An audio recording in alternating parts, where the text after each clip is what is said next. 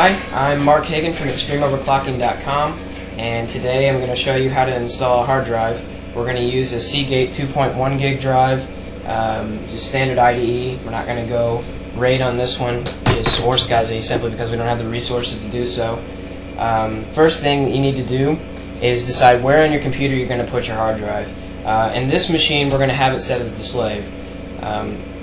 Slave just means it's either the second down on the IDE channel, or you have it cable select on your jumper settings, and then just have it, or you just have it set as a slave.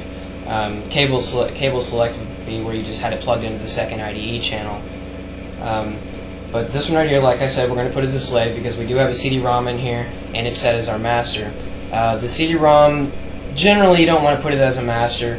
In this case, we're going to, for lack of simplicity, or for simplicity purposes anyway, we're just going to keep it pretty easy here. The CD-ROM, as it's set now, if I added the hard drive to it, it's going to slow down the transfer speed on our hard drive because you have two devices trying to access one channel instead of just one device on the end of a channel and having two different channels going. First thing that you need to do is take your drive.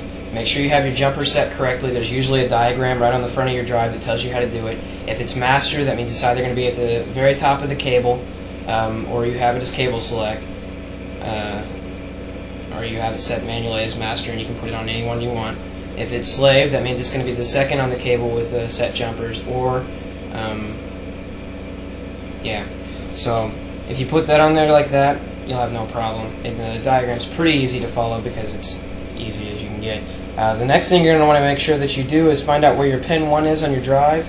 Ours happens to be in the top corner here. It's the same for all of them, but it's sometimes difficult to label exactly where it is if it's the first time you've installed a hard drive. But whenever you're putting the drive in, just find an open bay inside your computer, slide the drive in into your open bay. Not a lot of your machines are going to be built like this one. I did this one as a custom build because it's easy to get in and modify, play with a little bit. But after you get it in there, you're going to want to screw it in.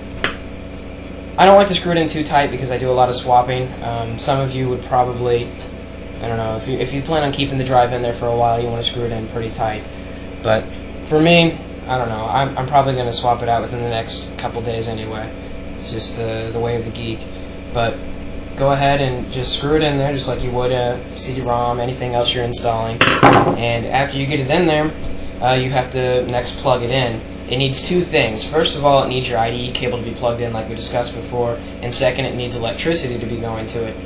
The IDE cable, it's the simplest to put in there because you've already got the cable coming from your board, odds are. If not, you just have to plug it in just like your other cable looks. Just make sure you get your pin 1s correct, which is the red line at the top of the cable. And after you make sure that you have your red line up there, being pin 1, plug it in just like you've got it.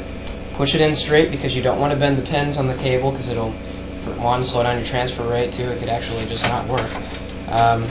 But after you get it plugged in there and you've got it ready as far as the cable goes, it's secure, you know all the pins are connected, next step is to apply electricity to it. Odds are your power supply has an extra power cable coming out just for standard IDE devices, and if it doesn't, you'll have to get a converter or a Y splitter and split it off into two, but odds are that it already does. So once you get that going, you plug that into the very top there. It only fits in one way. Don't force it if it seems like you have to. Just choose not to force it in there. But once you get that connected, you now have an installed hard drive. So whenever you get ready to boot up your machine, there's a couple things that you're going to need to do to your hard drive. First of all, if it's going to be the only drive in your computer, you're going to have to F-disk it, being where you set the partition type, Windows, FAT32, FAT16, or Linux-based partitions, or anything else under the sun. Depends what you're installing.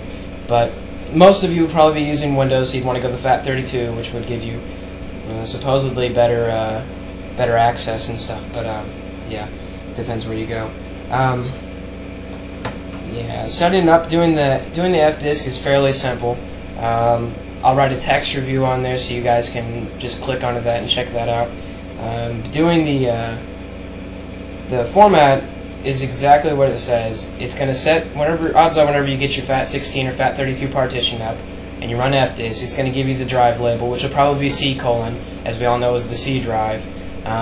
Once you get that on there, you can type format space C:, to do a full format, or you can do format space /Q space C:, which would do a quick format, which is probably what most of you need if it's just a brand new hard drive out of the box. You don't need to do a whole format on it. It's up to you though. And just do a quick format on there, and you're ready to go. Just put your Windows 98 CD in, your Linux disks, anything you want, any bootable media, boot up, and get your drive installing, and then you have a nice hard drive.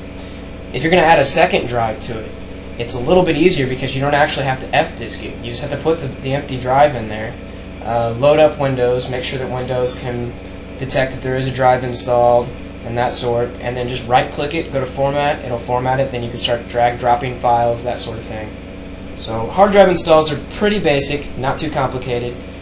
One thing, if you have a RAID controller on your board, if you're using RAID 0, make sure that you have just one device on each channel. That'll give you the full speed. That's the only reason you're using RAID, is so that you get speed out of it, and that's the only way to do it. Otherwise, it'll have to downgrade its speed to meet the speed of the second drive on there. If you're using RAID 0+1, then you can just add 2 drives on each channel and then go that speed, and get a little bit there.